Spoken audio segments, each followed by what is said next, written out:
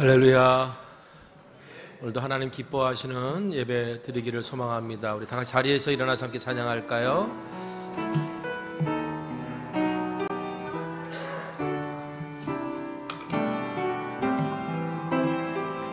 주의 아름다움은 말로다. 주의 아름다움은 말로다. 영원할 수 없고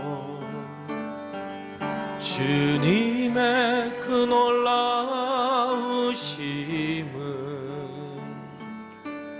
다 표현할 수가 없네. 누가 그 지혜를 깨닫고 누가 깊은 사랑 증량할까. 보좌에 앉으신 주의 위엄 아름다우신 주님, 내가 주를 경외함으로 주님 앞에 홀로 섭니다. 찬양 받으시기 합당한 거룩하신, 내가 주를 경외함으로 내가 주를 경외함으로 주님 앞에 홀로 섭니다. 찬양 받으시기 합당한 거룩하신 주님. 하나님은 영이십니다. 영이신 하나님께 영과 진리로 예배합시다.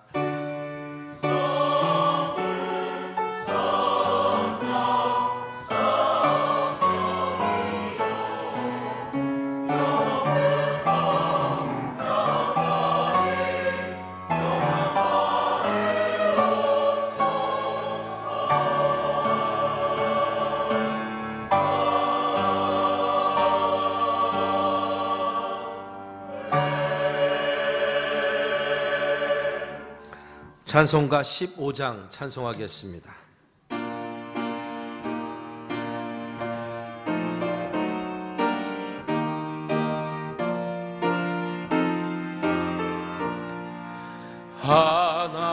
하나님의 크신 사랑 하늘에서 내리사 우리 맘에 항상 계셔 온전하게 하소서. 우리 주는 자비하사 사랑 무한하시니 두려워서 떠는 자를 구원하여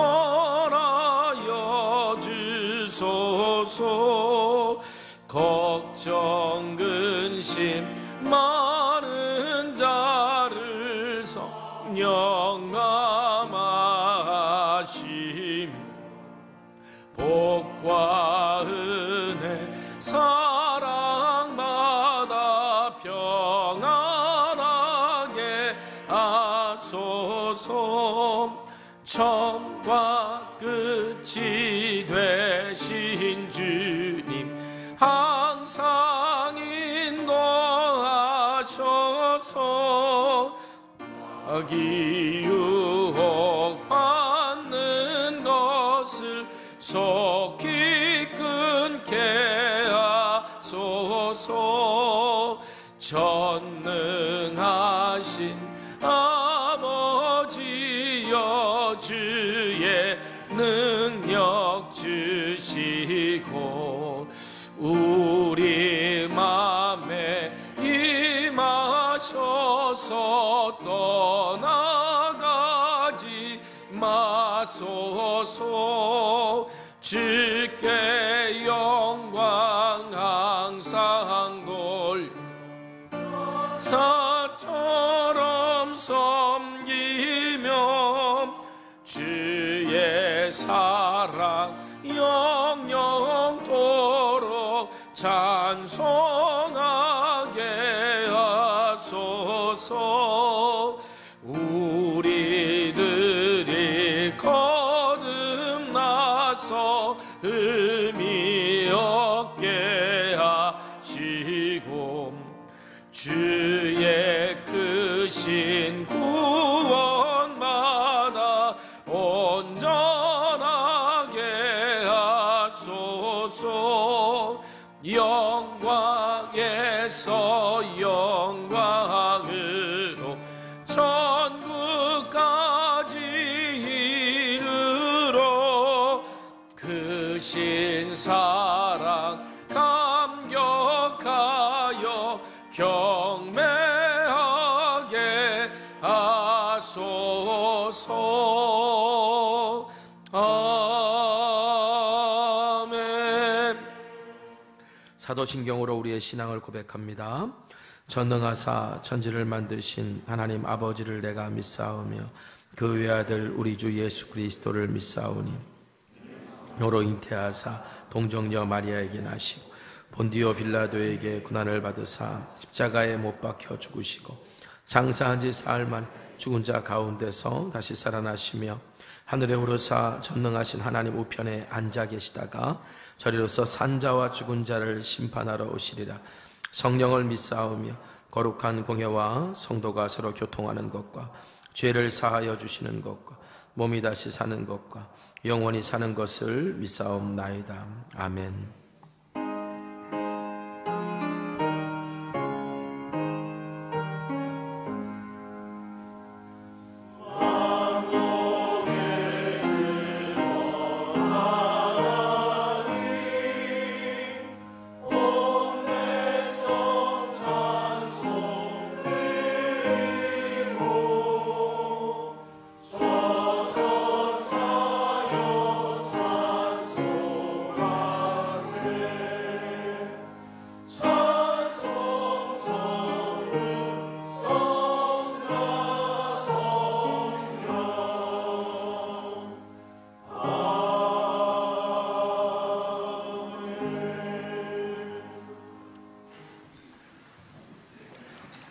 찬송가 120장 찬송하겠습니다.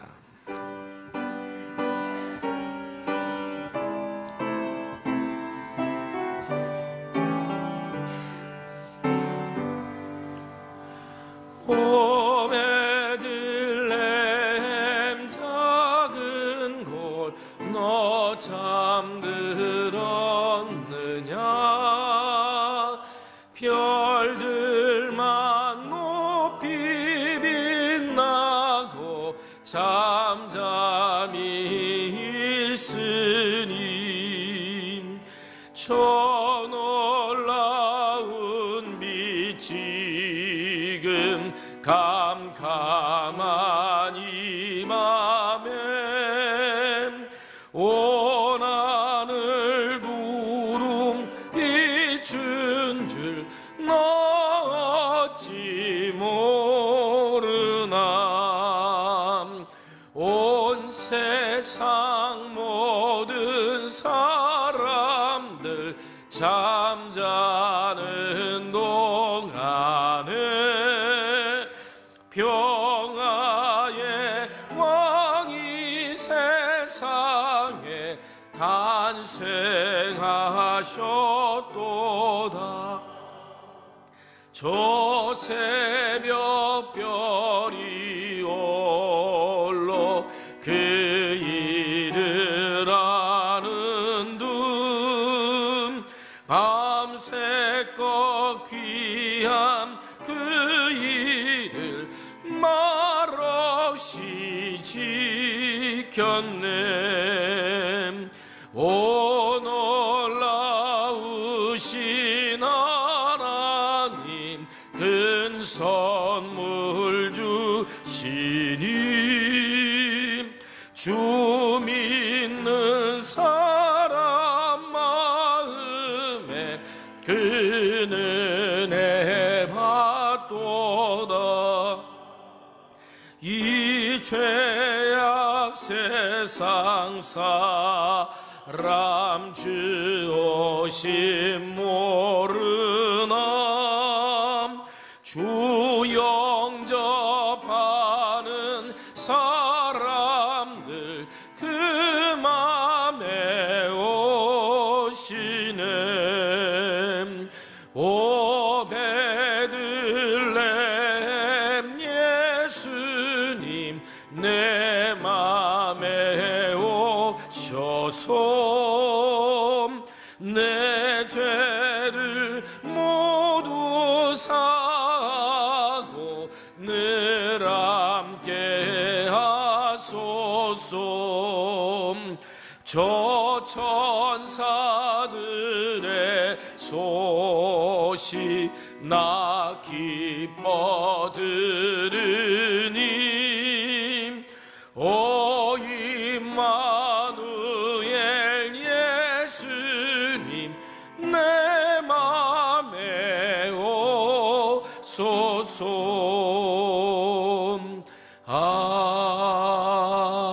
아멘.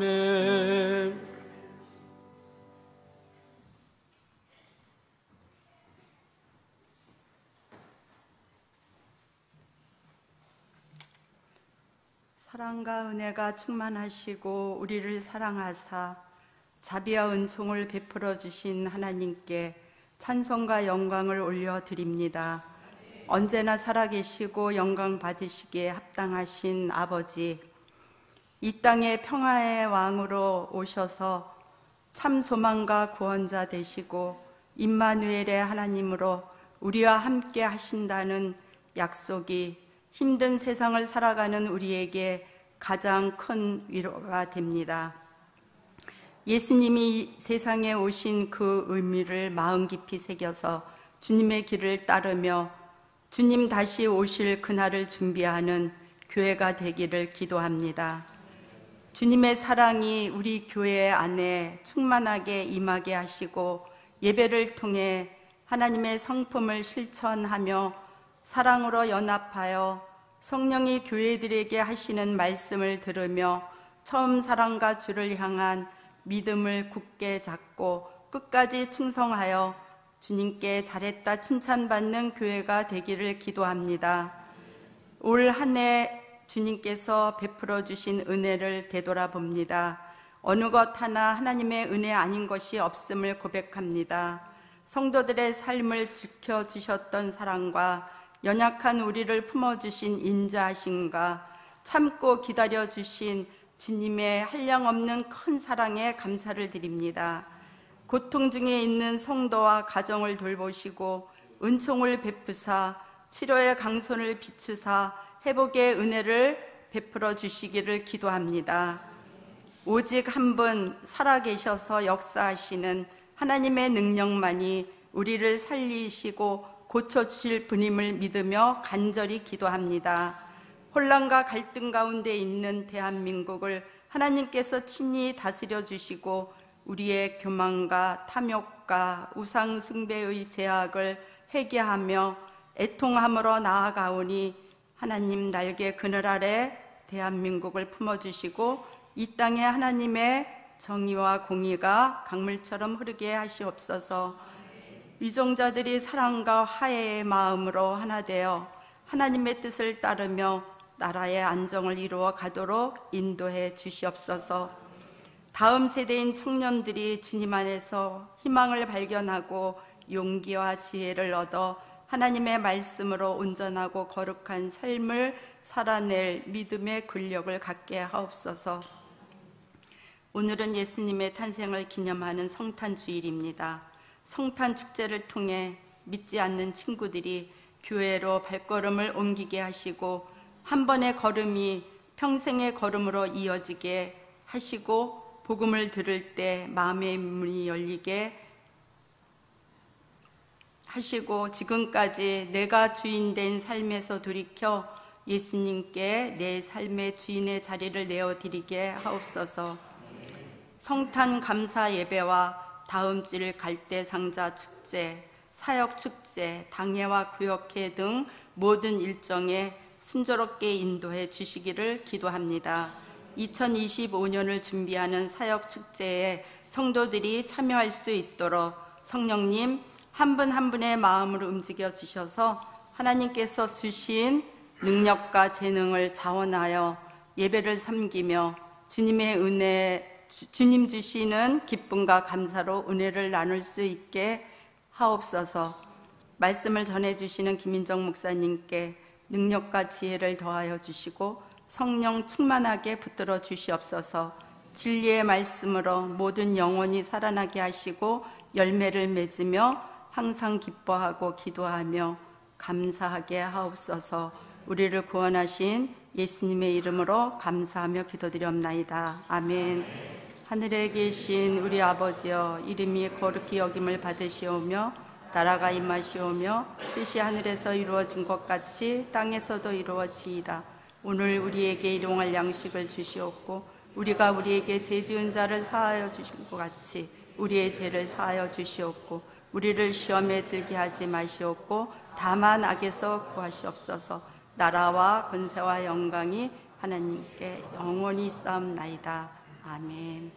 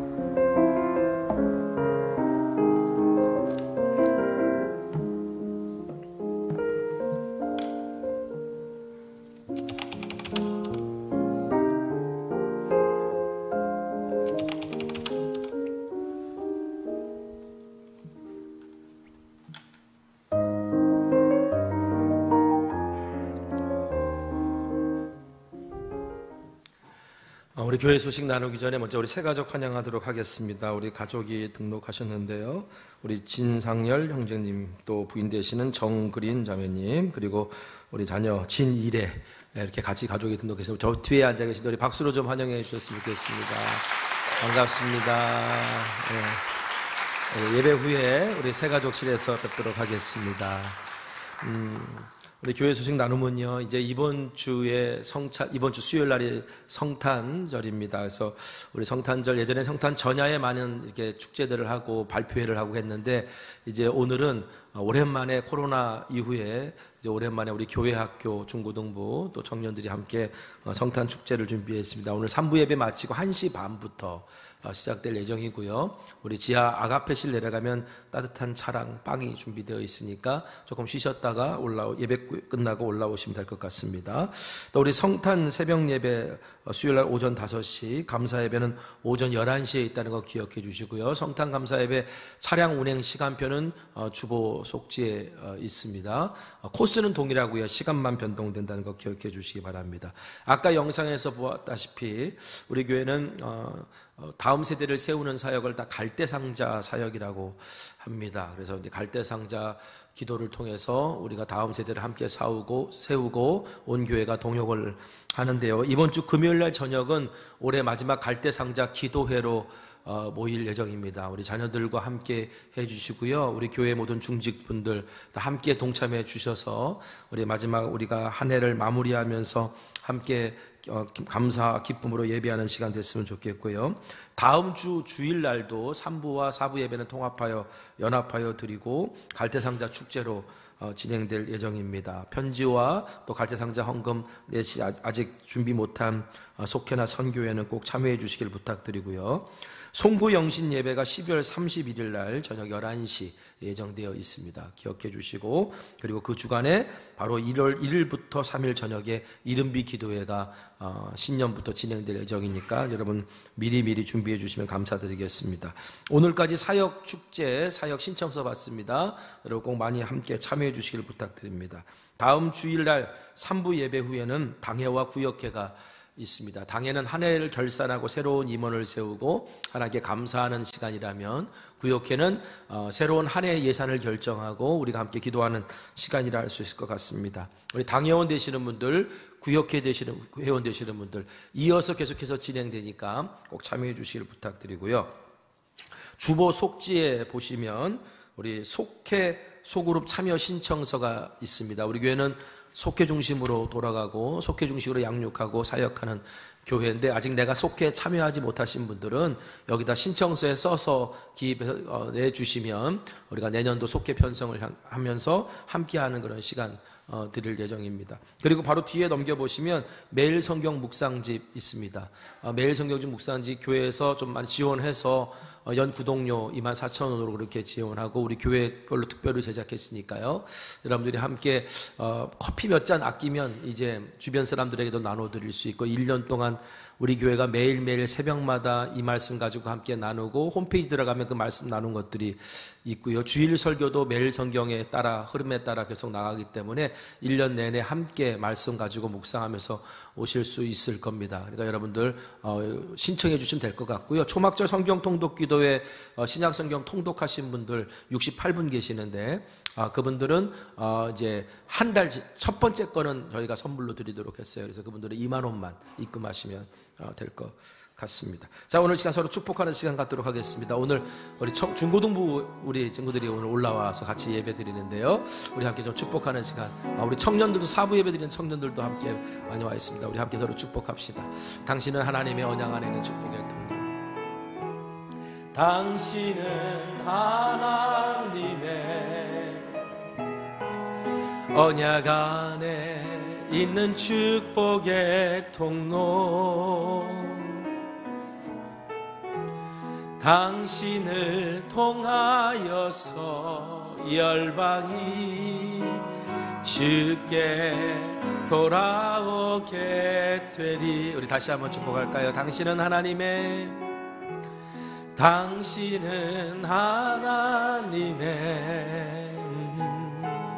언약 안에 있는 축복의 통로. 당신을 통하여서 열방이 주께 예배하게 되리. 할렐루야. 우리 하나님께 영광 올려드립니다. 아멘. 오늘 우리에게 허락하신 하나님의 말씀은 말라기 3장 16절에서 18절에 있는 말씀입니다. 말라기 3장 16절에서 18절, 구약 성경 맨 마지막에 있는 것이 말라기고요. 말라기 3장 16절 18절 교독하겠습니다. 그때 여호와를 경외하는 자들이 피차에 말하며 여호와께서 그것을 분명히 들으시고 여호와를 경외하는 자와 그 이름을 존중히 여기는 자를 위하여 여호와 앞에 있는 기념책에 기록하셨느니라. 나는 내가 정한 날에 그들을 나의 특별한 소유로 삼을 것이요 또 사람이 자기를 섬기는 아들을 아낌같이 내가 그들을 다같이 그때 너희가 돌아와서 의인과 악인을 분별하고 하나님을 섬기는 자와 섬기지 아니하는 자를 분별하리라. 아멘.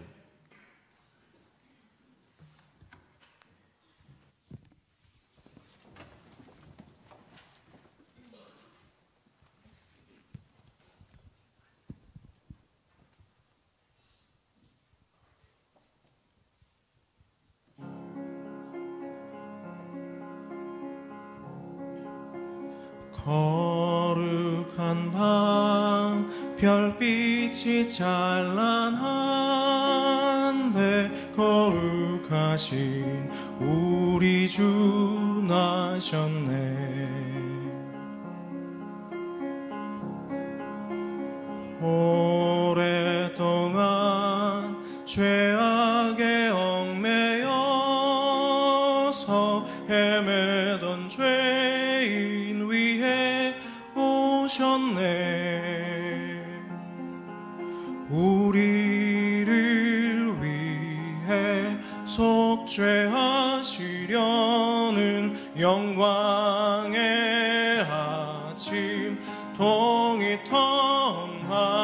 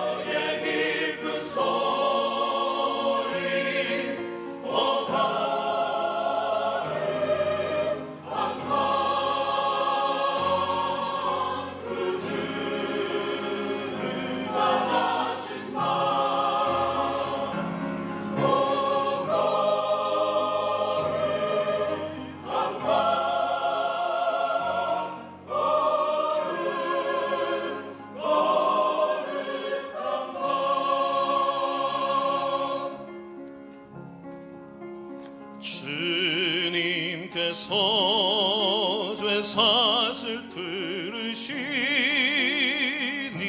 감사 찬송 함께 부르세.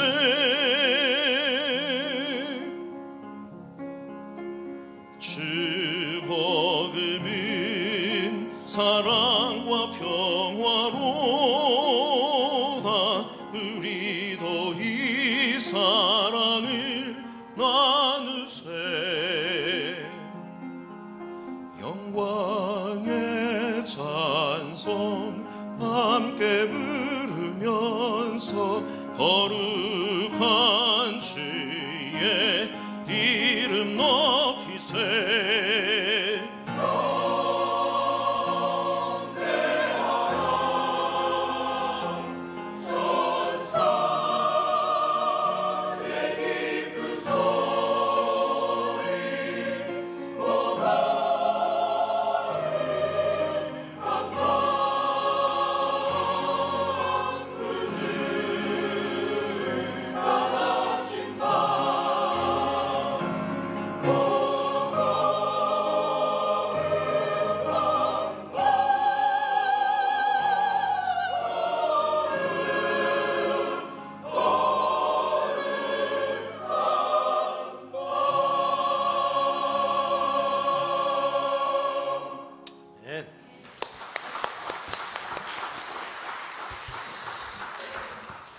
할렐루야.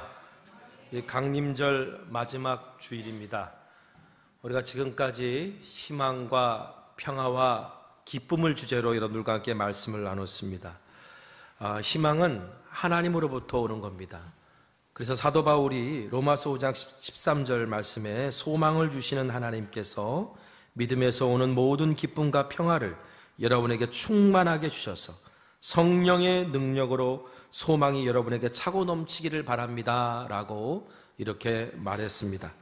여러분, 이 말씀처럼 하나님께 소망을 두는 사람은 어떤 어려움 속에서도 내 영혼 평안해 라고 노래 부를 수 있고 그 안에 주님이 주시는 기쁨으로 충만해질 수 있을 것입니다. 지난주에 제가 그 비유로 시므온 이야기를 여러분들과 함께 나눴습니다. 시므온은 그리스도를 보기 전까지는 죽지 않을 거라는 성령의 지시를 받았던 사람이었습니다. 그리고 그가 성전에 찾아오신 아기 예수님을 품에 안았을 때 하나님께 주시는 평안과 기쁨으로 노래할 수 있었습니다. 시므온이 성령의 감동으로 아기 예수님이 이 땅에 오신 그리스도임을 알아볼 수 있었던 것은 그가 그리스도가 오실 거라고 하는 그 소망으로 그 마음이 가득 찼었기 때문입니다.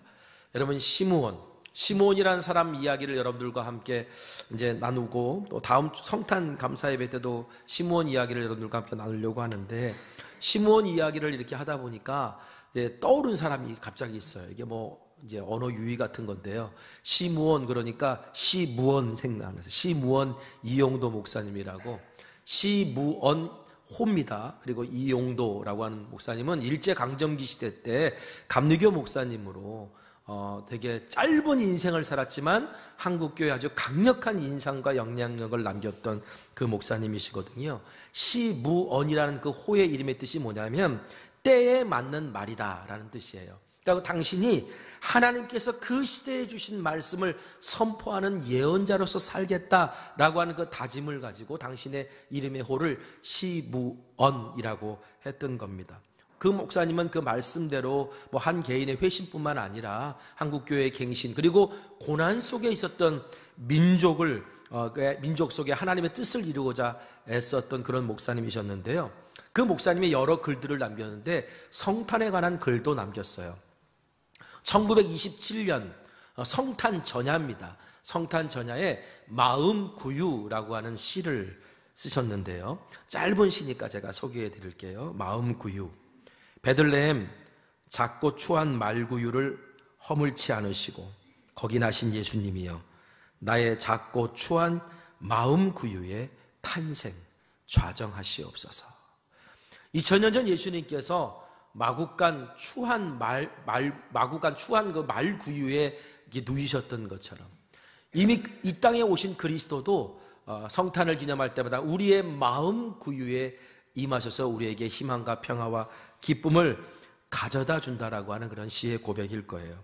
여러분, 우리가 성탄을 맞이하면서 우리가 준비해야 될 것이 있다면 바로 시므온 이용도 목사님 말씀하셨던 마음 구유가 아닌가 생각해 보입니다. 마음 구유는 겸손함과 그리고 하나님께 소망을 가지고 있는 그 간절한 사람들 마음속에 준비되어 있는 것이 마음 구유예요. 그 마음 구유 속에 그리스도가 임하시면 우리 예수님이 약속하신 대로 세상이 줄 수 없는 평화, 누구도 빼앗아갈 수 없는 기쁨이 우리 가운데 충만하게 이루어집니다. 이것이 바로 예수 그리스도를 주라고 고백하며 살아가는 사람들이 누려야 되는 복이고 누리도록 약속된 복인 줄 여러분 믿으시기를 바랍니다.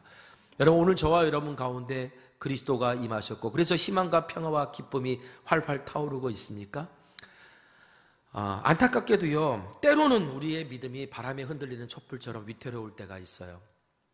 희망이 희미해지고 평화와 기쁨이 사라져갈 때가 있습니다.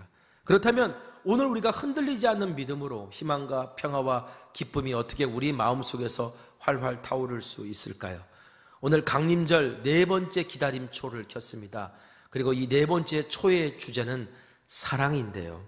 여러분, 강림절 넷째 주의 주제가 사랑인 이유가 바로 여기에 있어요. 오늘 말라기서 말씀을 통해서 그 해답을 찾아봤으면 좋겠습니다. 우리 말라기서를 읽어오신 분들은 이제 아시겠지만 말라기서에는 하나님과 유다 백성 사이에 6가지 논쟁이 기록되어 있습니다. 하나님께서 이스라엘 백성들에게 뭔가 지적하시면 이스라엘 백성들이 거기에 반문하는 그런 형태의 논쟁인데요. 예를 들어보자면 이런 거예요. 하나님께서 제사장들에게 너희가 나를 공경하기라도 했느냐라고 하나님께서 물으시면 제사장들은 무슨 소리입니까? 우리가 언제 하나님의 이름을 멸시한 적이 있습니까? 라고 대답하는 내용이 나와요.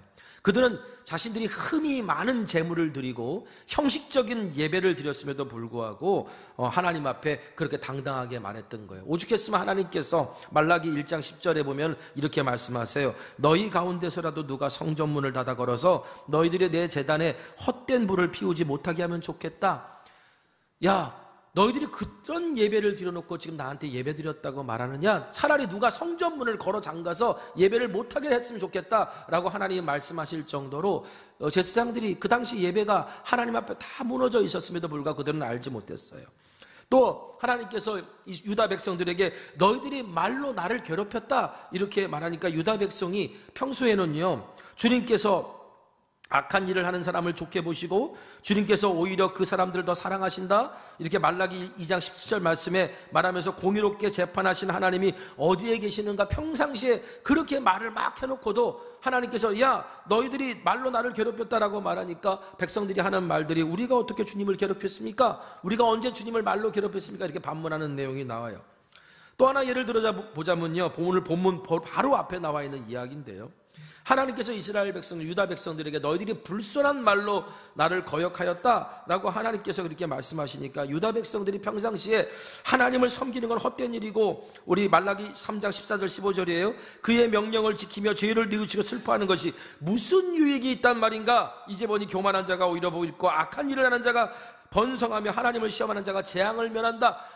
평상시에 하나님 앞에서, 사람들 앞에서 야 하나님 앞에 헌신하는 거 다 헛된 거고 교만한 사람이 복을 받는 거고 이렇게 말을 해놓고서 오히려 하나님께서 이렇게 물으시니까 우리가 무슨 말을 하였기에 주님을 거역했다고 합니까? 라고 반문하는 내용이 말라기서에 나와요. 여러분, 말라기서를 읽다 보니까 이런 생각이 들어요. 우리가 아무리 우리가 말한 것을 기억하지 못하고 우리가 한 행동을 감추려고 들어도요, 하나님께서 그 모든 것을 듣고 계시고 알고 계시고 보고 계신다는 거죠. 시편 기자가 이렇게 말합니다. 시편 139편 4절에 여호와여 내 혀의 말을 알지 못하시는 것이 하나도 없으시나이다. 하나님은 오늘 우리가 말을 내뱉는 모든 말들을 다 듣고 계시고 알고 계신다는 거예요. 심지어는요, 우리의 마음도 알고 계신다는 거예요. 속으로 하는 생각까지도 다 알고 계신다라고 성경은 말해요. 그래서 어떤 사람이 지혜로운 사람인가? 전도자가 이런 말을 합니다. 전도서 5장 2절에 너는 하나님 앞에서 함부로 입을 열지 말며 급한 마음으로 말을 내지 말라. 하나님은 하늘에 계시고 너는 땅에 있습니다. 그런즉 마땅히 말을 적게 할 것이라. 너희들 하나님 앞에서 함부로 말하지 말고 급한 말에 그냥 감정대로 얘기하지 말고 말을 적게 하는 게 그게 지혜로운 사람이다라고 그렇게 가르치고 있습니다. 여러분, 한번 생각해 봅시다. 하나님께서 내가 하는 말들을 다 알고 계세요. 다 듣고 계세요. 심지어는 내가 속으로 생각하는 것이 다 알고 계시고요, 내가 하는 행동을 다 보고 계세요. 우리가 하나님 앞에 섰을 때 우리는 어떤 모습으로 서게 될까요? 지금 내 일거수일투족을 다 보고 계시는 하나님, 알고 계시는 하나님이라면 우리 그 하나님 앞에 두려움을, 첫 번째 감정은 두려움을 느낄 수밖에 없을 거예요. 그런데 두 번째 감정은요, 오히려 그것이 위로가 되고 힘이 될 때도 있어요. 내가 어려운 상황에 처져 있고 내가 억울한 상황에 처해 있는데 하나님이 그걸 다 알고 계시는 거예요. 내가 하지도 않은 말을 누군가 했다라고 막 나를 모함하는데, 그런데 하나님이 이미 내가 한 말을 다 알고 계시고 내가 속으로 생각한 내 모든 것을 알고 계시고 내가 고난당하는 이 현장과 그 자리에 함께하고 계시다고 하는 사실을 내가 분명히 믿고 안다면 그것이 얼마나 큰 위로가 되고 힘이 되겠어요. 여러분, 이건 하나님이 오늘 우리를 사랑하시고 우리를 사랑했기 때문에 영원히 함께 하시겠다는 약속인 것입니다. 그래서 오늘 말라기 선지자는 오늘 본문에서 이와 같은 약속을 해요. 말라기 3장 16절이에요. 우리가 같이 한번 읽어보겠습니다. 자, 시작. 그때에 피차의 말함에 여호와께서 그것을 분명히 들으시고 여호와를 경외하는 자와 그의 이름을 존중히 여기는 자를 위하여 여호와 앞에 있는 기념책에 기록하셨느니라. 아멘. 자, 하나님께서 뭐라고 약속해 주시냐면 여호와를 경외하는 자들이 피차 말하는 말, 하나님을 두려워하고 하나님을 경외하고 하나님의 이름을 존중히 여기는 사람들이 만나서 함께하는 이야기를 하나님께서 다 들으시고 그것을 어디에 기록해 놓으시냐? 기념책에 기록해 놓으신다. 하나님이 왜 기록해 놓으실까요? 잊지 않으신다는 거예요. 무엇을?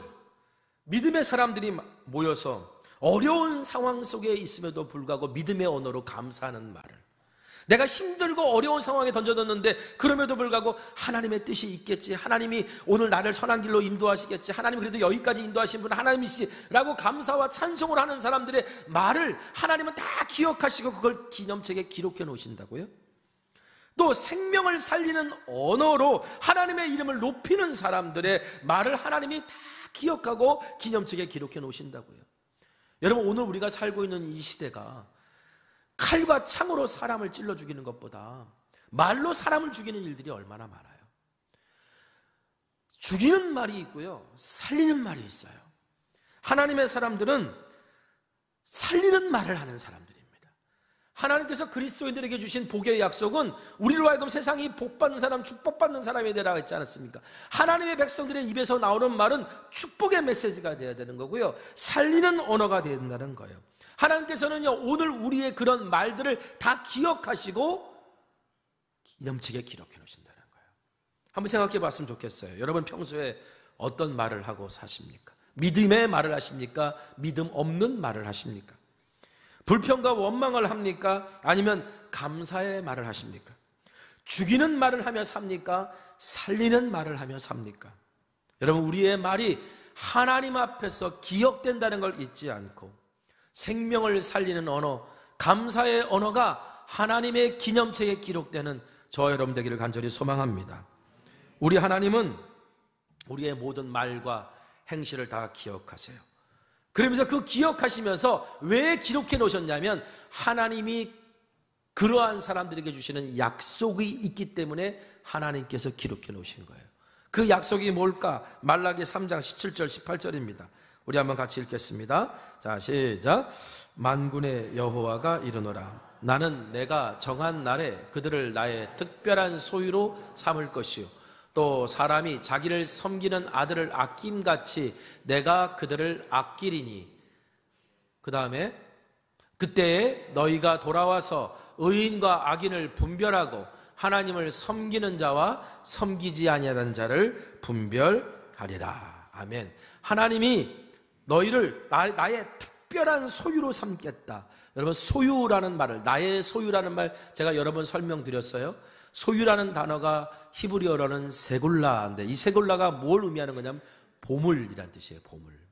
그러니까 너희들이 어려운 상황 속에서도 여호와를 경외하는 사람들이 모여서 믿음의 언어를 말하고 생명의 언어를 하면서, 그리고 착한 행실을 하며 살아가는 그 모든 것들을 내가 듣고 기억하고 기념책에 기록하는데, 그런 사람들은 때가 되면 이 사람들이 얼마나 보물 같은, 하나님이 아끼는 보물 같은 존재인지를 드러나게 하시겠다라고 약속하신 거예요. 또 하나님을 섬기는 자와 섬기지 않는 자를 분별하리라 라고 하는 그 말씀은, 섬긴다는 말은 예배한다는 말로도 바꿀 수 있거든요. 이 사람들이 정말 하나님을 예배한 사람인지 예배하지 아니한 사람인지 하나님께서 그때 드러나게 하실 거라고 약속하신 거예요. 오늘 저와 여러분이 하나님이 오늘 너는 나의 특별한 소유야 라고 인정하시고 그 가치가 드러나게 되는 아름답고 복된 인생 되기를 소망합니다. 그런 약속을 우리가 받았는데 왜 우리가 그 약속 가운데 살지 못할까? 유다 백성들은 너는 나의 특별한 소유야 라고 하나님이 약속해 주시는데 왜 그런 약속받은 자녀답게 살지 못하고 하나님께 부정적인 태도를 취하고 하나님께 대들고 항변하는 그런 모습을 보였을까? 왜 그랬을까? 오늘 말라기서의 시대적 상황을 조금 이해하면 우리가 그들의 마음을 좀 알 수 있어요. 말라기는 선지자의 이름입니다. 나의 사자라는 뜻인데, 이 말라기 선지자가 활동했던 시대는 이스라엘 백성들이 포로로 끌려갔다가 다시 돌아오잖아요. 다시 돌아와서 예루살렘의 성전, 두 번째 성전을 짓고 났을 때의 그때 상황이 배경이에요. 그때 마지막으로 하나님의 예언을 선포했던 구약의 마지막 예언자가 말라기인데요. 근데 자 보세요. 바벨론 땅에 포로로 끌려갔다가 돌아왔던 유다 백성들, 자 고레스 왕이 이제 너희들 고국으로 돌아가도 좋다라고 말했을 때 사람들이 와 하고 환호성을 지르며 예루살렘으로 돌아왔지만 그러나 많은 사람들이 돌아오질 않았어요. 왜? 이미 70년이라는 세월이 흘렀고 70년 동안 거기서 이미 높은 관직에 오른 사람도 있고 장사해서 성공한 사람도 있고 거기서 결혼해서 가정을 낳고 자녀들이 좋은 학교 다니는 사람들도 있고 이런데 저 허물어지고 맨날 전쟁이 일어나고 도둑대가 우글거리는 저 예루살렘으로 돌아가라 그러면 누가 돌아갈까요? 그런데 돌아왔던 사람들이 한 5만 명 돼요. 그 사람들은요, 하나님의 약속을 믿었던 사람이고요, 믿음을 지켰던 사람들이고요, 그리고 성전을 다시 세웠을 때 다윗의 나라가 임할 것이라는 굳건한 믿음을 가지고 왔던 사람들이었어요. 믿음이 참 좋은 사람들이었다고요. 근데 그들이 돌아와서 성전을 짓는데 성전만 지으면 모든 것이 형통하고 모든 것이 나아질 거라고 생각했는데 그 성전을 짓는데 무려 20년의 세월이 흘러갑니다. 20년. 근데 실제로 성전을 건축했던 시간은 4년이에요. 이 얘기는 뭘 의미하느냐? 성전을 짓는데 어마어마하게 고생했다는 걸 의미하는 겁니다.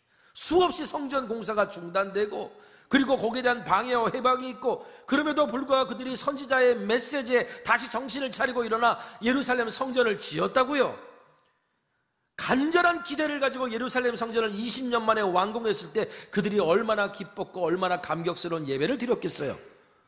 자, 그러면 이제 뭐가 벌어지면 되는 겁니다. 성전을 지었으니까 이제 고생 끝 행복 시작이 돼야 되죠. 가난 끝 부유함이 시작돼야죠. 다윗의 나라가 회복돼야 되죠. 그런데 문제는 성전을 졌는데 달라진 게 아무것도 없다는 거예요. 더군다나 더 가난해졌어요. 고난이 끊이질 않아요. 시련이 사라지질 않아요. 그러니까 이스라엘 백성들이 하나님 앞에 처음에 나와서는 성전을 짓고 막 간절히 기도하고 뜨겁게 예배했었는데 여전히 고난이 가시지 않고 여전히 가난에서 못 벗어나니까 이제 백성들의 마음이 신앙의 열정이 슬슬 식어가기 시작하고 뜨겁게 드려진 예배는 어느 순간 형식적인 예배로 변해가기 시작했습니다. 그리고 결과적으로 그들은 그 상황 속에서 하나님이 정말 우리를 사랑하시는 거 맞아? 라고 하는 의심이 들기 시작했던 거예요.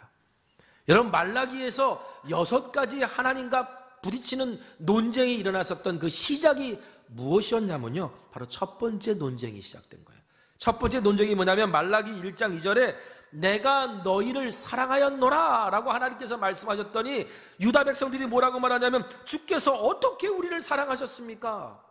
언제 사랑하셨습니까? 라고 항변하는 그 이야기에서부터 나머지 5가지 논쟁이 시작된다는 거예요.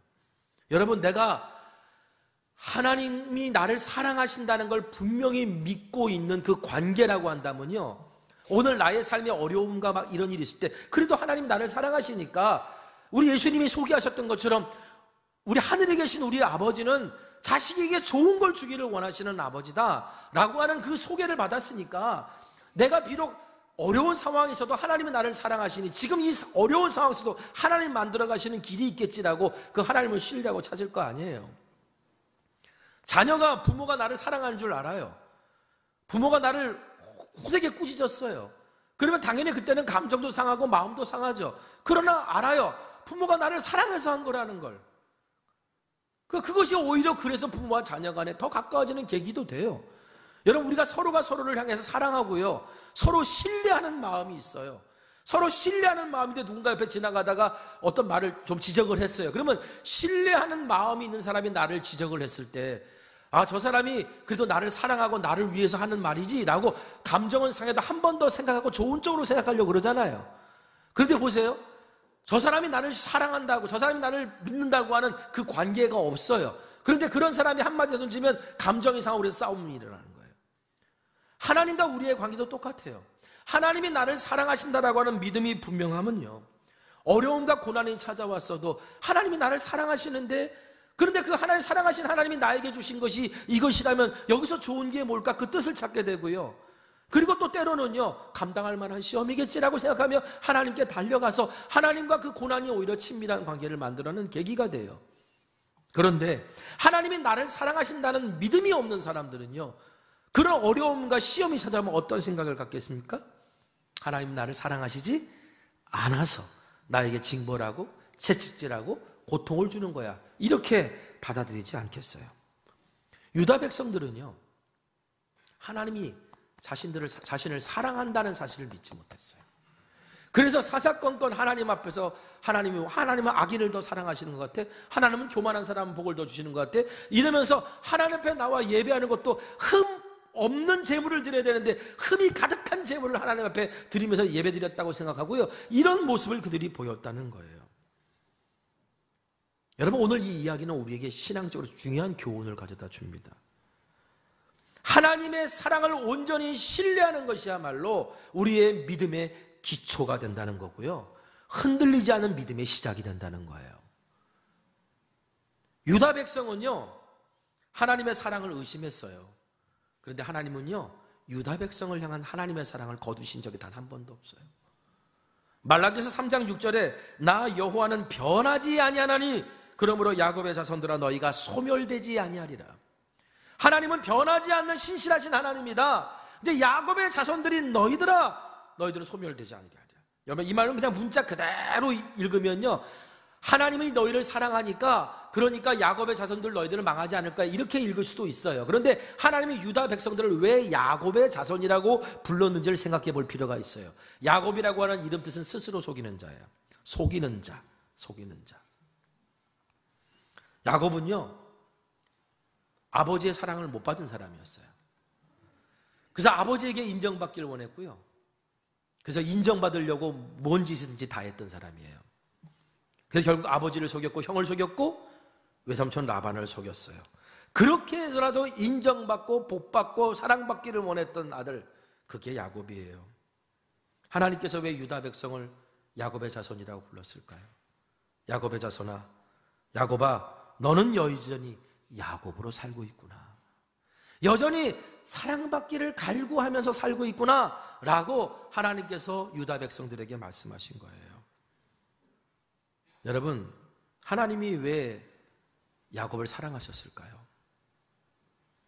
성경 보니까 이런 말이 나옵니다. 말라기 1장 2절이에요. 같이 읽어보겠습니다. 자, 시작. 여호와께서 이르시되 너희를 사랑하였노라. 너희는 이르기를 주께서 어떻게 우리를 사랑하셨나이까 하는도다. 여호와가 말하노 에서는 야곱의 형이 아니냐. 그러나 내가 야곱을 사랑하였고.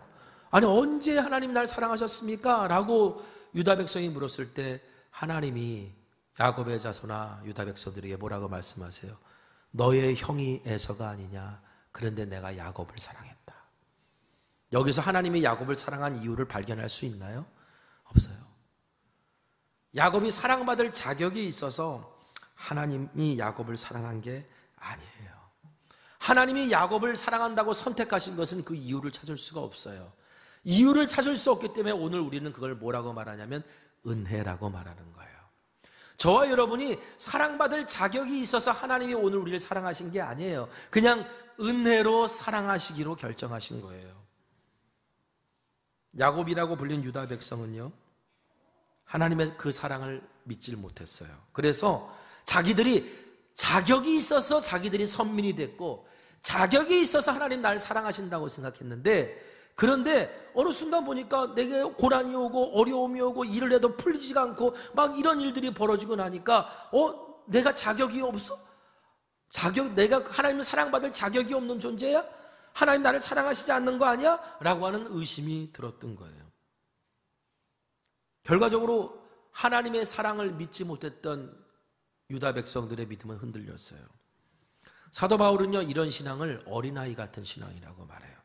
에베소서 4장 14절에 이는 우리가 이제부터 어린아이가 되지 아니하여 사람의 속임수와 간사한 유혹에 빠져 온갖 교훈의 풍조에 밀려 요동하지 않게 하려 함이라.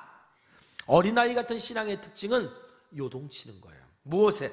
환경과 신앙과 감정에 따라. 왜 요동칩니까? 하나님이 나를 사랑하신다는 걸 믿지 못하니까 상황과 감정과 환경에 따라 하나님 날 사랑하시는 거 맞아? 사랑하시지 않는 것 같아. 하나님 날 벌 주시려는 거 아니야? 이렇게 요동쳤다는 거예요. 그러다 보니까 결국 뭐예요? 어린아이 같은 신앙에 계속 머문다는 거죠. 저도요, 오래전에 하나님이 나를 사랑하시는 거 맞아? 이런 의심을 가졌던 적이 있었어요. 내가 너를 사랑하였노라 라고 하나님께서 유다 백성들에게 말했을 때 언제요? 어떻게 해요? 저는 사랑받은 적이 없는데요 라고 말했던 유다 백성처럼요, 저도요, 하나님 나를 사랑하시지 않는 것 같은 상황에 던져졌을 때가 있었어요. 그래서 밤마다 울었어요. 하나님 저를 사랑하시는 건 맞냐고. 나를 사랑하시냐고. 그런 제 모습이 너무 실망스럽고 원망스러웠을 때도 있었어요. 제 내면이 막 믿음이 요동치고 있었어요. 그런데 정말 어느 날 감사하게, 다 설명드릴 수 없지만 어느 날 감사하게 하나님이 나를 얼마나 사랑하시는지를 알게 하셨어요. 깨닫게 하셨어요. 느끼게 하셨어요.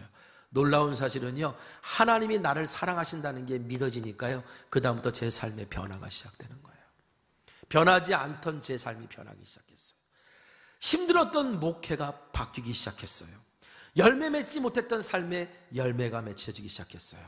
딱 하나 바뀐 건데, 하나님이 나를 사랑하신다는 게 믿어졌을 뿐인데, 그래서 신앙생활에 기쁨이 있었어요. 그래서 그 다음부터 제가 외치고 다녔던 말은 신앙생활은 기쁘게 해야 되는 거라고. 하나님이 나를 사랑하신다는 걸 내가 아니까 기쁨이 나올 수밖에 없는 거예요. 저는 지금도 하나님이 저를 사랑하신다는 걸 믿습니다. 하지만 동시에 저는 사랑받기에 갈급해하는 야곱 같은 존재라는 사실도 압니다. 스스로를 속이고 여전히 상황에 쉽게 흔들리는 자 같은 저의 모습을 봅니다. 하나님이 나를 사랑하신다는 믿음은 분명히 마음속에 자리 잡고 있지만 내 내면 깊은 곳에서는 뭔가 메아리가 울려쳐요. 울려칠 때가 있어요. 하나님 저를 사랑하시는 건 맞아요? 하나님 저를 사랑하시는 건 맞아요? 그때마다 다시 한번 겸손해집니다. 그리고 깨닫습니다. 내가 여전히 하나님의 사랑을 받고 싶은 야곱이구나 라고요. 여러분은 어떠신가요? 여러분도 저와 같은 경험을 하고 계시는 분 있습니까? 하나님 정말 저를 사랑하시는 건 맞나요? 라는 의심의 시간을 보내시는 분 계십니까? 여러분, 오늘 우리도 야곱처럼 살아갑니다. 사람들에게 인정받고 싶고 두려움과 불안에 휘둘리고 때로는 하나님의 사랑을 의심합니다. 하지만 하나님의 사랑은 우리가 변해도 단 한 번도 변하신 적이 없습니다. 그 어떤 것도 이 사랑에서 우리를 끊을 수가 없습니다. 그렇다면 우리는 어떻게 해야 될까요? 기억하세요. 하나님께서 우리의 이름을 기념책에 기록하신다는 것, 우리의 말을 기념책에 기록하신다는 걸 잊지 마세요. 그리스도가 우리의 삶에 임하셔서 세상이 줄 수 없는 평안과 기쁨으로 채우시도록 여러분 매일매일 우리의 언어를 돌아봐야 됩니다. 하나님 말씀을 매일매일 묵상해야 되는 이유가 여기에 있어요. 매일매일 하나님의 말씀을 묵상하고 나를 돌아볼 때 오늘 우리는 하나님이 나를 사랑하고 계신다는 사실을 깨닫게 됩니다. 하나님이 나를 사랑하신다는 것을 내가 분명히 믿음을 가지고 살아가려면 오늘 우리가 하나님 앞에 삶의 어려움 속에도 예배를 포기하면 안 되고요. 제가 깊은 밤 하나님 앞에 나아가서 하나님 저를 정말 사랑하시는 건 맞나요? 라고 외쳤던 것처럼 여러분 용기를 내어 기도의 자리에 나오셔야 되는 거예요. 그때 바로 오늘 우리의 마음에 그리스도가 임하실 구유가 준비되는 겁니다. 우리는 지금 강림절을 보내며 성탄절을 맞이할 준비를 합니다. 말구유에 임하신 그리스도는 하나님의 사랑의 깊이와 높이가 얼마나 큰지를 우리에게 보여주시고요, 십자가에 달리신 그리스도는 하나님의 사랑의 너비와 크기가 얼마나 넓은지를 우리에게 보여주십니다. 말라기 1장 2절 내가 너희를 사랑하였노라. 이 말은 구약 성경의 결론이고요, 신약 성경의 서론과도 같은 말이에요. 오늘 하나님이 나를 사랑하셨음을 여러분 믿고 오늘 저와 여러분이 흔들리지 않는 믿음의 자리에 서기를 바랍니다. 때로는 흔들릴더라도 오늘 우리는 이렇게 고백하면 돼요. 야곱 같은 저에게는 하나님의 사랑이 답입니다 라고. 그 하나님의 사랑을 믿고 별처럼 빛나는 믿음으로 세상을 살아가는 저와 여러분 되시기를 간절히 소망합니다. 우리 함께 기도했으면 좋겠어요.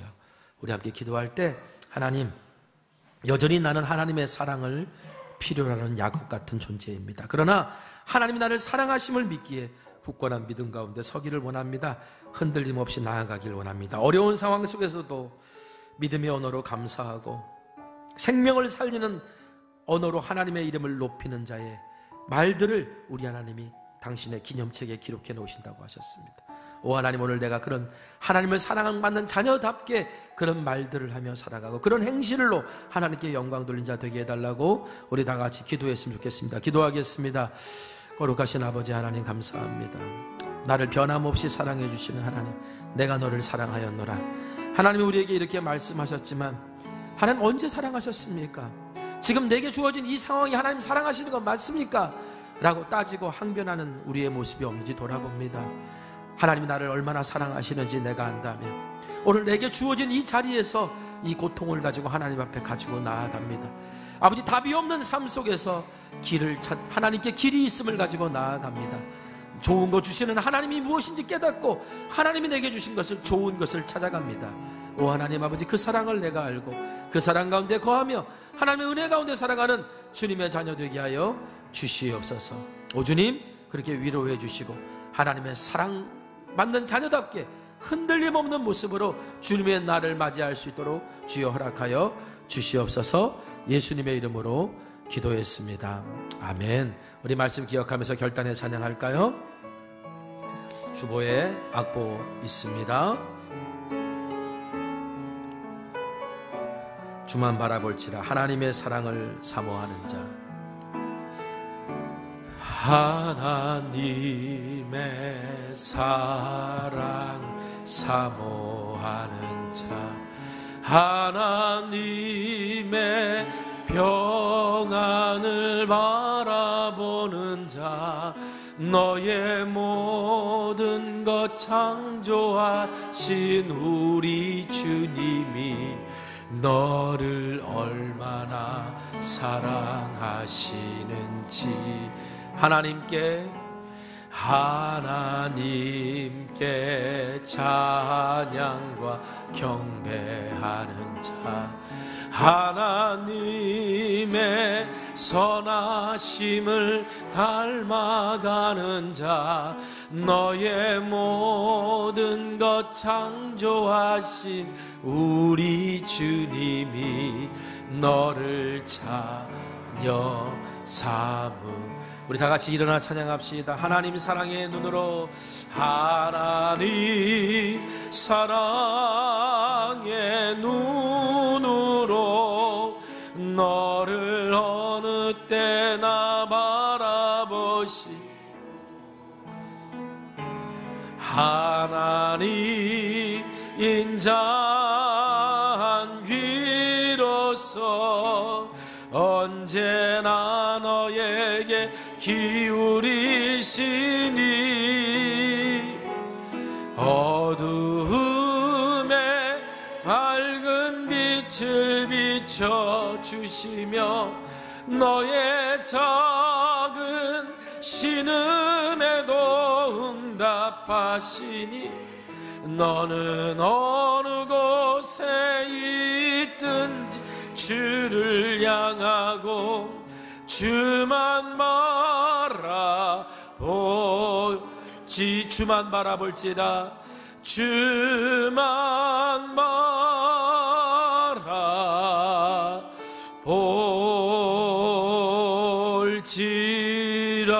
바라볼지라. 기도하겠습니다.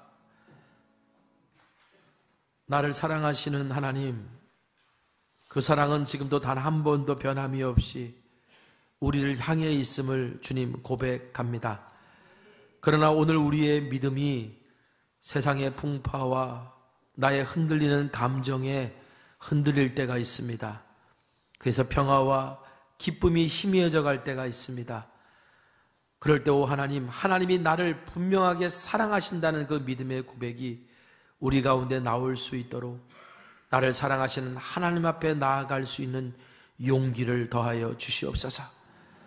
오 하나님, 하나님이 나를 사랑하신다을 믿는다면 오늘 나에게 벌어지고 있는 여러 가지 문제와 시련 속에서도 하나님의 뜻과 길을 발견해 나아가게 될 줄 믿습니다. 하나님이 나를 사랑하신다는 걸 믿는다면 오늘 나는 불평과 원망의 언어가 아니라 믿음으로 감사의 말을 하고 생명을 살리는 이야기로 하나님의 이름을 높일 줄 믿습니다. 그 모든 것들을 기억하시고 하나님의 기념책에 기록해 주셔서 때가 되면 우리가 얼마나 특별한 자임을 드러내 주신다고 약속하셨사오니 주여 흔들리지 아니하도록 우리를 붙잡아 주시옵소서. 그럼에도 불구하고 우리는 시시때때로 하나님의 사랑이 갈급한 야곱 같은 존재입니다. 그러나 야곱이 야복강가에서 하나님 앞에 무릎 꿇었던 것처럼 오늘도 우리가 주님 앞에 무릎 꿇사오니 하나님의 사랑받는 자녀임이 드러나게 하여 주시옵소서. 오늘도 주님 앞에 드려진 귀한 예물, 간절한 기도의 제목과 마음의 소원, 채워주시는 하나님의 은혜를 맛보기를 원하는 주님의 자녀들에게 하나님 은혜 위에 은혜를 내려 주옵소서. 지금은 우리 주 예수 그리스도의 크신 은혜와 하나님 아버지의 무한하신 사랑하심과 성령님의 감화감동 역사 충만 교통 내주하심의 은혜와 은총이 비록 하나님의 사랑을 갈급해하고 하나님의 사랑이 드러나 보이기를 원하는 야곱이지만 그러나 나를 향한 그 하나님의 사랑을 붙들고 흔들리지 않는 믿음의 길로 걸어가기를 결단하는 그리고 원하는 주의 자녀들 위해 지금부터 영원까지 함께하여 주시옵기를 간절히 축원하옵나이다. 아멘.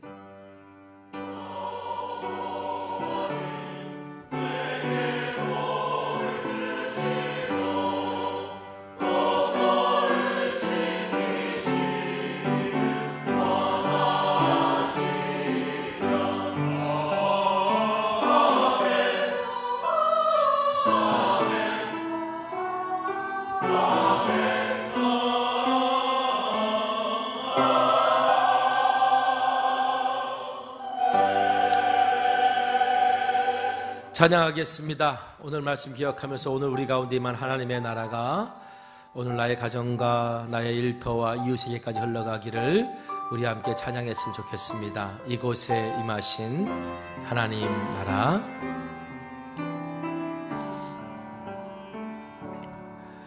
이곳에 임하신 하나님 나라, 가난한 마음으로 바라보리라. 먼저 그 나라 그 뜻 구하며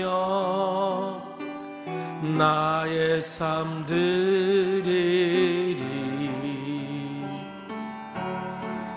주님이 맡기신 하나님 나라, 믿음의 눈으로 바라보리라.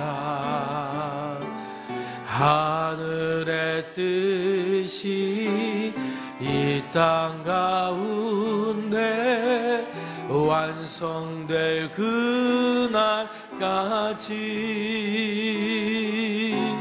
믿음 다하여 그 위에 서리라. 하나님의 나라는 무너지지 않으리. 믿음 다하여 그 나라 세워가리라. 주님 곧 오실 때까지 믿음 다하여